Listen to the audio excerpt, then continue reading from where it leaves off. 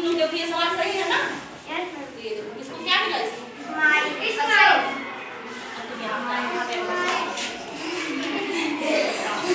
चलो इसके बाद आ जाओ, शुभम आ जाओ।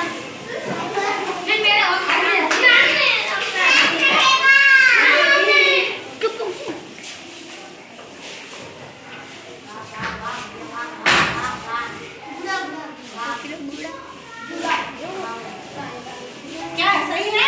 यस है। चलो इधर आओ, सुनो इधर। हंसो हंसो हंसो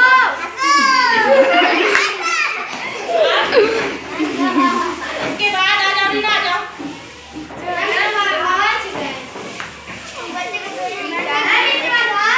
बताना सही है? Yes ma'am. हंसो चुप अभी।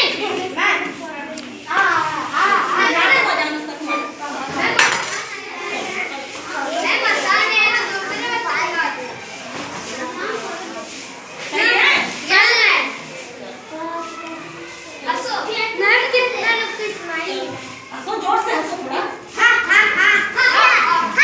मतलब कोई रोएगा नहीं।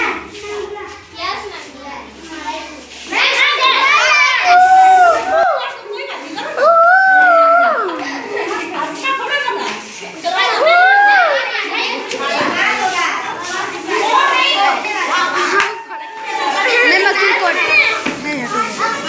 अखिल को जाओगे हटाओ।